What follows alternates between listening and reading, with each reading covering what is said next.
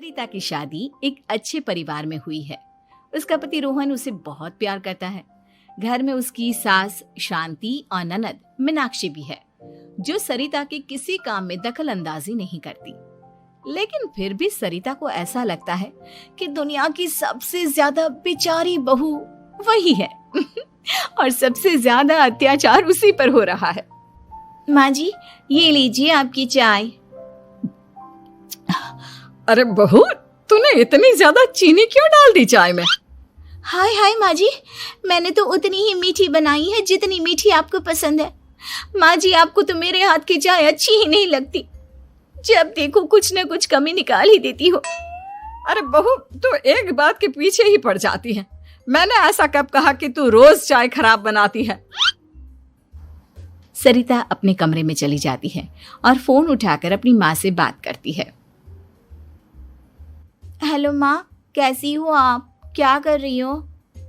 मैं तो ठीक हूँ, पर तू बता, तेरा मूड कैसा है? तेरी आवाज से लग रहा है कि कुछ तो हुआ है तेरे ससुराल में। अरे क्या बताऊँ माँ, यहाँ तो हर समय मेरे साथ बहुत बुरा व्यवहार होता है। मैंने अपनी सास के लिए इतनी अच्छी चाय बनाई, लेकिन मेरी सास चाय पीते ही मुझे 4 बातें सुना दी। बेटी, तू इतनी छोटी छोटी बातों पर ध्यान ही क्यों देती हो? तुम्हारी सास ने कुछ बोल भी दिया तो क्या हो गया, वो बड़ी है ना तुझसे। माँ ने इतना समझाया, लेकिन इस बात का सरिता पर कोई असर नहीं हुआ। अपनी बेचारी बहू की छवि वो बदलना ही नहीं चाहती। अगली सुबह सब नाश्ते की टेबल पर बैठकर नाश्ता कर रहे थे, तभी सरिता ने अपने पति से कहा, सुनिए जी, मुझे ना आज बाजार से कुछ सामान लेकर आना है। आज आप ऑफिस से आने के बाद मुझे लेकर चलना ना। भाभी, मुझे भी कुछ किताबें खरीदनी है। आप दोनों जा ही रहे हो तो मेरी किताबें भी ले आना। लो, अभी तो बात ही की है बाजार जाने की, तो एक फरमाइश आ गई। माँ जी, आप भी बता दो कुछ, और हाँ, मोहल्ले वालों से भी बोल दो अगर वो कुछ मंगवाना चाहते हो तो। बेचारी मीनाक्षी अपना सा मुंह लेकर रह गई। ये सब देखकर रोहन से चुप नहीं रह गया और वो गुस्से में बोला, सरिता, क्या हो गया है तुम्हें? मीनाक्षी ने तो सिर्फ किताबों के लिए बोला है। तुम्हें मीनाक्षी से इस तरह से बात नहीं करनी चाहिए। माफी मांगो उससे अभी। क्या? मैं माफी मांगू? दिन भर आपके घर के काम करूं मैं, आपकी और आपके घर वालों की बातें सुनूं मैं, और अब माफी भी मैं मांगू? ऐसा कभी नहीं हो सकता। ये बोलकर सरिता वहां से चली जाती है। एक दिन उनकी पड़ोसन घर आती है। अरे सरिता, क्या कर रही है? और क्या करूंगी भाभी जी, बस घर का काम ही कर रही हूँ। आप बताओ कैसे आना हुआ? अरे मैं तो तुम्हारा हालचाल पूछने आई थी, लेकिन तुम तो बिजी लग रही हो। कोई बात नहीं, मैं बाद में आ जाऊंगी। और क्या करूं भाभी जी, जब से शादी होकर आई हूँ ना, बस काम ही कर रही हूँ। और इस घर में ना कोई मेरी कदर नहीं करता। पति है जो बस घर से ऑफिस, ऑफिस से घर। ननद को तो कॉलेज से फुर्सत नहीं। बची सास तो उनका सारा समय मेरी गलतियां निकालने में लग जाता है। अरे ये क्या कह रही हो सरिता? तुम्हारी सास तो पूरे मोहल्ले में तुम्हारी तारीफ करती फिरती है कि तुम बहुत अच्छी हो, पूरा घर तुम्ही ने संभाल रखा है। हाँ तो क्या हुआ, इसमें गलत क्या कहती है? सच्ची तो कहती है। मेरी मर्जी के बिना इस घर का पत्ता भी नहीं हिलता। शाम को जब रोहन घर आया तो उसने सबसे कहा, कल हम सबको मौसी जी के घर जाना है। उनकी बेटी की शादी है। सब अपनी अपनी पैकिंग कर लो, सुबह होते ही निकल जाएंगे। और सरिता, तुम कान खोलकर सुन लो, वहां जाकर किसी की बुराई भलाई शुरू मत कर देना, नहीं तो मुझसे बुरा कोई नहीं होगा। हाय हाय जी, आप तो ऐसे कह रहे हो जैसे मैं सुबह शाम सबकी बुराई करती फिरती हूँ। आज तक कोई कह नहीं सकता कि मैंने किसी की पीठ पीछे किसी के बारे में कोई बुरी बात बोली हो तो। अरे बस बहू, बात को और ज्यादा आगे मत बढ़ा। हमें सब पता है तू हमारे साथ क्या व्यवहार करती है। ये बात घर तक रखना, शादी में किसी को कुछ मत बोलना, नहीं तो सब कहेंगे कि शांति की बहू कितना बोलती है। हाँ हाँ, सब कुछ तो मैं ही बोलती हूँ ना। आप लोग तो हर समय फूलों की बारिश करते रहते हो मेरे ऊपर। सारी गलती मेरी है जो मैं इस घर में आई। सबका कितना ध्यान रखती हूँ, लेकिन फिर भी मेरी तो आप लोगों की नजर में कोई कदर ही नहीं है। अगली सुबह सब लोग मौसी जी के घर पर चले जाते हैं। वहां पर शादी का माहौल होता है।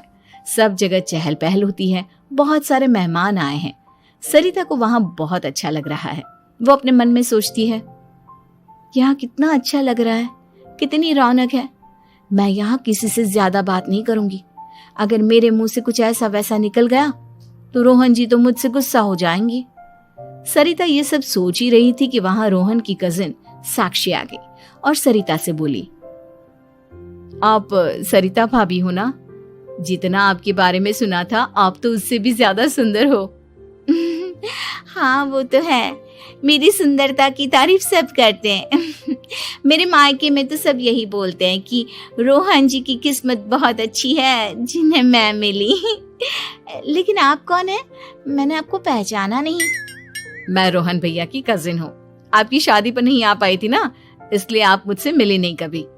शांति मौसी और मीनाक्षी आपकी बहुत तारीफ करते हैं। क्या कहा तुमने? मेरी तारीफ? कभी नहीं। मेरे ससुराल वाले कभी मेरी तारीफ कर ही नहीं सकते। मैं इतनी अच्छी हूँ, मेहनती हूँ, लेकिन उन्हें तो मेरी कदर ही नहीं। सारा दिन घर का काम करती हूँ, फिर भी मेरी सास ना मुझे सुनाती रहती है, और पति भी मेरी सास की साइड लेते हैं। ना कभी बाहर ले जाते हैं, ना कहीं घुमाने। अगर घुमाने के लिए कभी बोल भी देना तो उनकी बहन बीच में आ जाती है। मैं कैसे रह रही हूँ उस घर में, ये मैं ही जानती हूँ। सरिता की ये बातें सुनकर साक्षी को बड़ी हैरानी हुई। अब वो हर किसी के सामने अपनी बढ़ाई और ससुराल वालों की बुराई करने लगी। रोहन और शांति को सरिता पर बहुत गुस्सा आया, लेकिन वो चुप रहे। अगले दिन जब वो अपने घर पर आए, सरिता, तुमने क्यों सबके सामने मेरी इज्जत का तमाशा बनाया? तुमसे बोला था ना कि चुप रहना। अजी ऐसा भी क्या कह दिया मैंने जो इतना भड़क रहे हो? तुम जहां जाती हो अपना रोना शुरू कर देती हो। कभी किसी दूसरे की बात ही नहीं सुनती, बस अपनी कहती रहती हो। तुमने सबके सामने हमारा तमाशा बनाकर रख दिया है।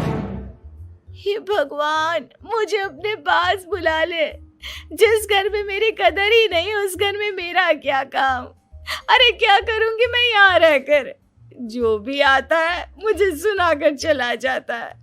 मैं तो किसी से कुछ नहीं कहती। सीधी सादी बहू मिल गई है ना सबको, तो जो जी में आए वो करो। सरिता ने अपने आगे किसी को कुछ बोलने ही नहीं दिया, और उस दिन भी उसने सबके सामने खुद को बेचारी बना ही दिया। अगले दिन मीनाक्षी कॉलेज के लिए लेट हो रही थी, इसलिए वो हर काम जल्दी जल्दी कर रही थी। अपना नाश्ता लेने किचन में गई और पतीले में रखे गरम दूध को गिलास में डालने लगी। दूध का पतीला उसके हाथ से छूट गया और गरम गरम दूध उसके हाथ पर गिर गया।